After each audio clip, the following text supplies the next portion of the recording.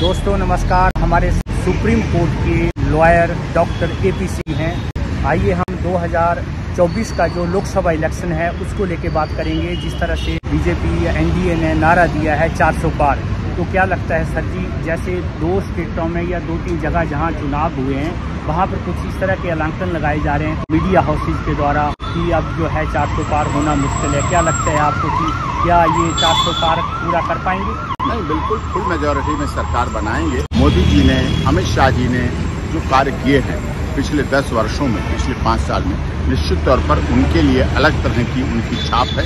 चाहे 370-35 कश्मीर का मुद्दा हो, चाहे राम मंदिर का निर्माण हो, चाहे ट्रिपल तलाक जो पेश हुआ है, भारत में हुआ है, उस पे द्वारा इस्लाम को मानने वाली महिलाओं का जो सम्मान हुआ है, जो मथुरा काशी की समस्या का निवार हुआ है, जो रोजगार की समस्या, लोगों को शिक्षा, स्वास्थ्य, रोजगार के लिए लोगों के लिए अवसर मिले हैं। IIT कॉलेज खुलने की बात हो, चाहे एम्स खुलने की बात हो, चाहे जलकल योजना की बात हो, चाहे राजधानी की एक्सप्रेस की बात हो, चाहे शताब्दी की बात हो, चाहे जिस तरह ट्रेनों के मामले में, रोड्स के मामले में इतने हाईवे बनाए गए, इतने एक्सप्रेस वे बनाए गए, हवाई चप्पल पहनने वाला व्यक्ति हवाई यात्रा करे, ऐसा मोदी जी का सपना भी साकार हो रहा है। और निश्चित तौर पर इतने एयरपोर्ट बनाए गए, अस्पताल बनाए गए। आज 5 लाख का स्वास्थ्य के लिए मिल रहा है, सबके लिए वो अधिकार मिल रहा है, वो चीजें मिल रही हैं, वो सब कुछ सबके लिए मिल रहा है, उससे सबका लाभ होगा। मतलब जो वर्क किया उसके आधार पर जनता वोट देगी। कार्य के आधार पर उनको काम के आधार पर मिलेगा और कार्य के आधार पर उनके साथ ऐसा।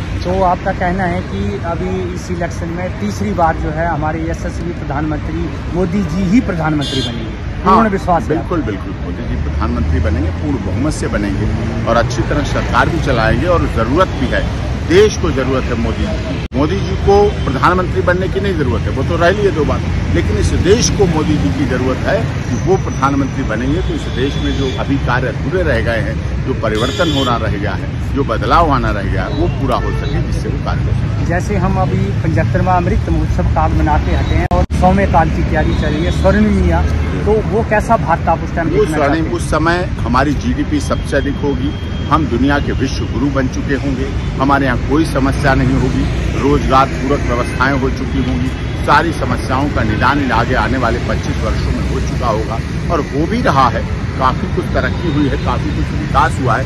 आज महिलाएं सुरक्षित हैं, भय भूख भ्रष्टाचार हटा है। तो निश्चित तौर पर भ्रष्टाचार की आज जो बातें होती हैं अब नहीं हो रही हैं, ये सब परिवर्तन है, ये सब बदलाव है, क्योंकि मोदी जी ऐसे त्यागी, ऐसे तपस्वी, ऐसे बलिदानी व्यक्ति हैं जिनकी वजह से इस देश में आज मान सम्मान दुनिया के देशों में बढ़ रहा है। आज दुनिया गौरव की दृष्टि देखती है, सम्मान की दृष्टि देखती है और ये सम्मान होना चाहिए और लोगों को मिलना चाहिए और ये आवश्यक है। सम्मान, ये चुनाव क्यों है? ये चुनाव हमारा लोकतंत्र का पर्व है। लोकतंत्र का पर्व हम क्यों मनाते हैं? जिससे हम देख सकें क्या किसने काम किए। आज सांसद, पहले सांसद घर बैठे रहते थे, आज सांसद और विधायक ग्राउंड जीरो पर जाते हैं, हर घर घर जाते हैं, लोगों से समस्या मिलते हैं, 5 साल तक उनसे काम लिया जाता है। कौन करा रहा है? मोदी जी। ऐसा शासन करने वाला, ऐसा मुखिया जब होता है तो उसके द्वारा निश्चित तौर पर जो नए कानून आए, अमित शाह जी ने जो 3 नए कानून लाए हैं भारत के, उसमें परिवर्तन किया। अंग्रेजों के समय के कानून थे, बहुत समय से इस बात की डिमांड थी कि अंग्रेजों के समय के कानून खत्म होने चाहिए और इस डिमांड को पूरी किया गया और नए कानून बने। उनमें टाइम बाउंड है, लिमिटेशन है हर चीज का। ये नहीं कि तारीख पे तारीख मिलती रहेगी। अब समय पर काम होगा और समय पर उसकी जानकारी। तो सर जी, जिस तरह से 400 पार का नारा है तो लगता है कि विपक्ष जो है वो बिल्कुल जीरो हो जाएगा। तो बिना विपक्ष के सरकार जब पार्लियामेंट में बैठेगी तो कैसे काम होगा जब विपक्ष ही नहीं होगा? नहीं, विपक्ष होगा। उन्होंने ये थोड़ी कहा सभी सीटों पर 550 भी हैं, विपक्ष के लिए भी छोड़ी हैं। 100 से अधिक सीटें विपक्ष के लिए छोड़ी हैं और विपक्ष भी रहेगा, विपक्ष रहना चाहिए। विपक्ष के बिना भी कार्य नहीं बनता, विपक्ष भी होना चाहिए। सत्ता पक्ष पर निगरानी करना, सत्ता पक्ष को जागृत करना, सत्ता पक्ष को जागरूक करना, ये विपक्ष का काम है। विपक्ष को इंडिया अलायंस बना था, उसका क्या लगता है आपको? कुछ नहीं, उनमें एकता नहीं। देखिए इंडिया अलायंस का क्या है, देखिए आप देख रहे हैं ममता बनर्जी संदेश खाली से नहीं निपट पा रही, महिलाओं होते हुए महिला की सुरक्षा नहीं कर पा रही।